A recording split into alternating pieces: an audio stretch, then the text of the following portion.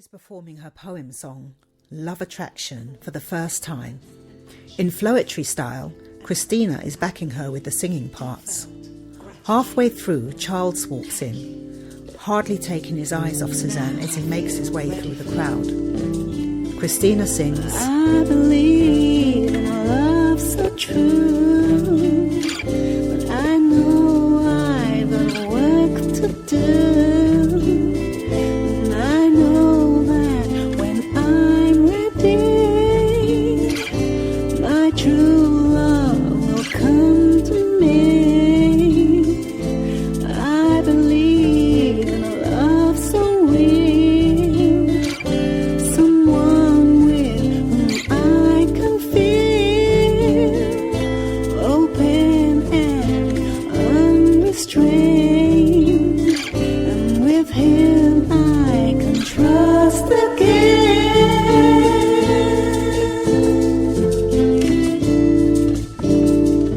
Suzanne does the spoken word parts.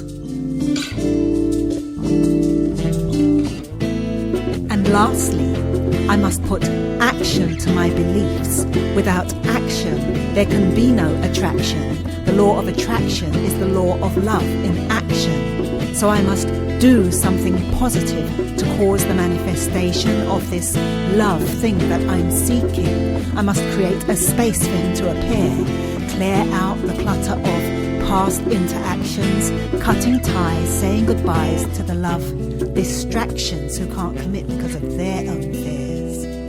Now I trust and let go because I know that dreams do come true. As they leave the stage to a resounding applause, a familiar figure approaches Suzanne. You again, she says bluntly. Me again. Wow, you've changed. You look amazing. Well, it's been 2 years, Charles. A lot has changed. She looks at him sarcastically.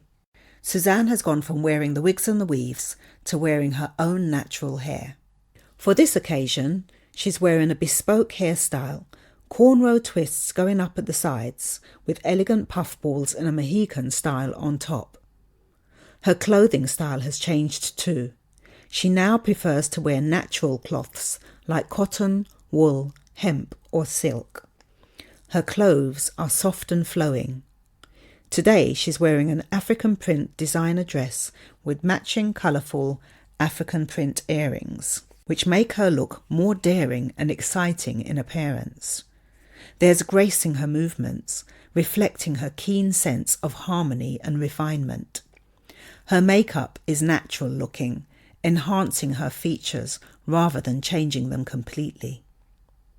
Can I get you a drink? He offers, holding her by the arm. That would be nice, she replies, thinking, why did he have to touch me? He knows what his touch does to me. It sent an electrical current right through her whole body. As they stand by the bar talking, invisible sparks are flying everywhere. Their conversation is being drowned out by the noise, so Charles asks if they can go somewhere quieter.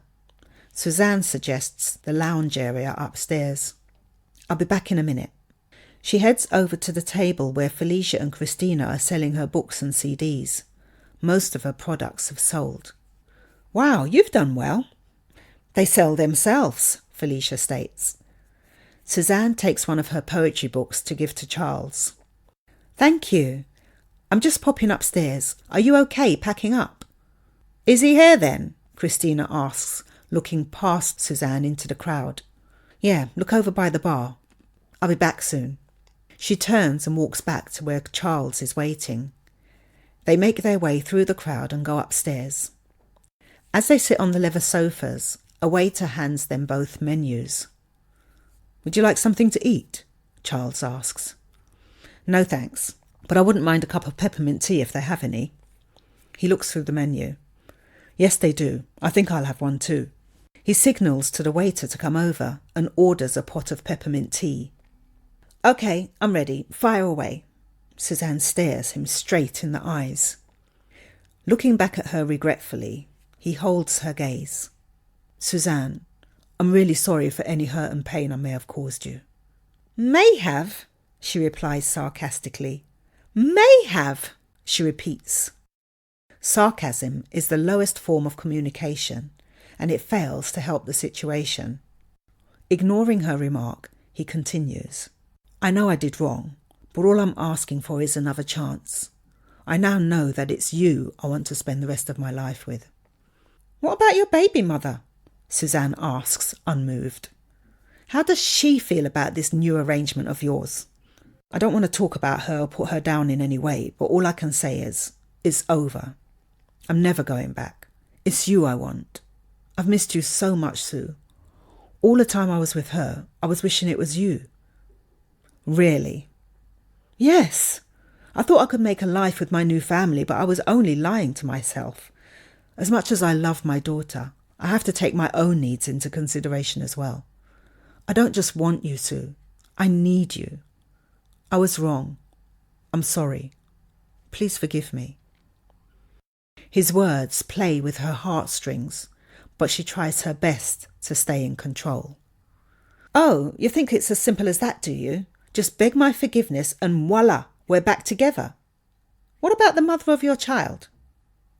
Look, we'd only known each other a few months, and next thing she's telling me she's pregnant. I think she was ready to have a baby and just use me as her sperm donor. I'm sure there was more to it than that. Why weren't you using condoms anyway? Guess I was out of the habit. It was a moment of weakness. A moment? Is that all it took for you to get her pregnant? You need to take responsibility for your actions, Charles. There's far too many children being raised without a father. I'll always be there for my daughter, but do I have to suffer the rest of my life just because I made a silly mistake? She looks at him from across the sofa.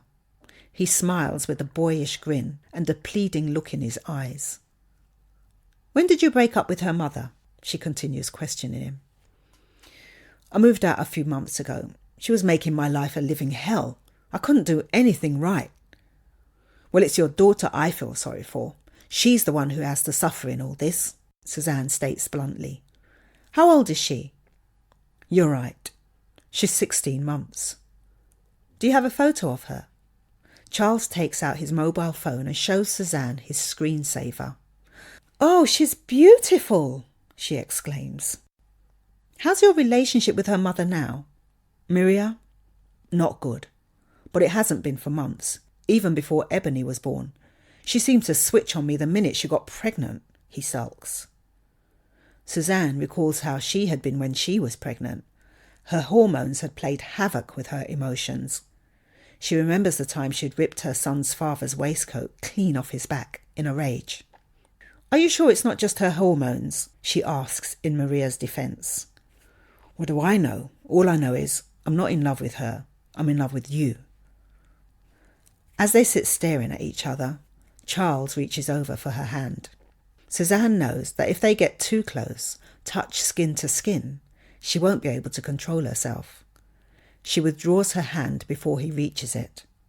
He bows his head, slumping his shoulders. Please, Sue, give me another chance to make it up to you. I'll do anything to have you back in my life.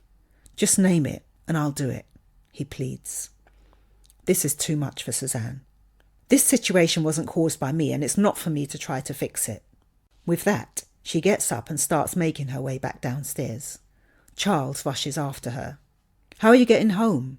He asks. Felicia drove. Let me drop you. Come on, that's the least I can do.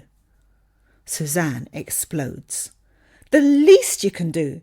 You go off and make a baby with another woman, then come telling me the least you can do is give me a fucking ride home?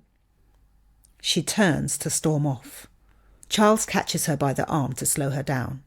She stops, spins around and glares at him. Trying again, he pleads. It will give us a chance to talk some more.